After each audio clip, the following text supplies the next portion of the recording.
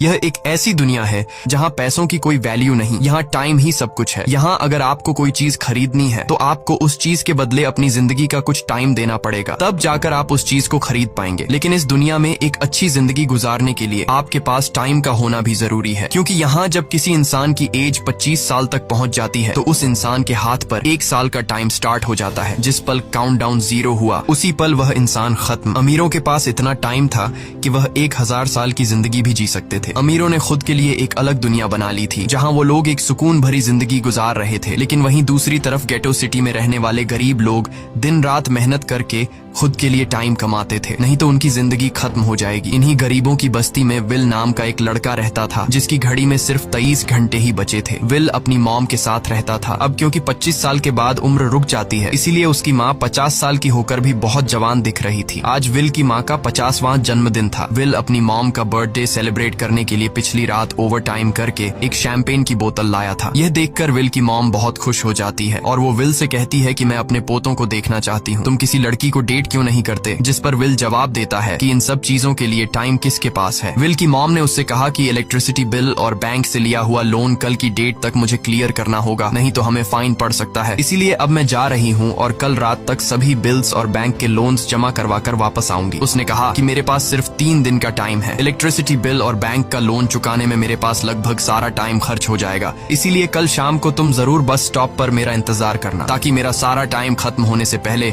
मैं तुमसे कुछ टाइम ले सकूं। इस पर विल ने कहा ठीक है, मैं टाइम पर पहुंच जाऊंगा। जाने से पहले विल की माँ विल के हाथ को छूकर उसकी बॉडी में 30 मिनट ट्रांसफर करती है ताकि विल अच्छा नाश्ता खरीद कर खा सके। इसके बाद दोनों अपने अपने काम पर निकल गए। रास्ते में विल के पास एक छोटी बच्ची आती है। वो विल को एक कैप्सूल देकर विल से उसका थोड़ा सा टाइम मांगती है। विल मुस्कुराते हुए उस छोटी बच्ची को कैप्सूल में अपनी जिंदगी का 5 मिनट का टाइम दे देता है और वह चली जाती है। यहाँ हमें पता चलता है कि यह लोग अपने टाइम को एक कैप्सूल में स्टोर भी कर सकते हैं, जिससे यह लोग कभी भी यूज और ट्रांसफर कर सकते हैं। इसके बाद विल काम के लिए फैक्ट्री पहुंच जाता है। काम शुरू करने से पहले वह कॉफी लेने जाता है, लेकिन वहाँ वह देखता है कि हर एक चीज का दाम डबल हो गया है। जहां पहले कॉफी 2 मिनट की मिलती थी, अब उसका प्राइस डबल होकर 4 मिनट हो चुका है। यहाँ पर कभी भी किसी चीज का भी दाम बढ़ा दिया जाता है बिना किसी अनाउंसमेंट के। ये बात विल को बहुत बुरी लगती है। मजबूरी में विल ने भी कॉफी के लिए अपनी जिंदगी के 4 मिनट पे किए और काम पर लग गया। दिन भर के काम के बाद रात के वक्त विल अपने दोस्त के साथ एक बार में जाता है। विल का दोस्त एक नंबर का शराबी था। वह हर वक्त शराब के नशे में टली रहता। विल का दोस्त विल को इशारे में बताता है कि वह आदमी सबको फ्री में दारू पिला रहा है और उसके पास बहुत ज्यादा टाइम है। ये सुनकर विल ने जब उस आदमी की तरफ देखा तो उसे चारों तरफ से लड़कियों ने घेरा हुआ था। विल की जब उस आदमी की घड़ी पर नजर गई तो उस आदमी के पास 116 साल का टाइम था। ये देखकर विल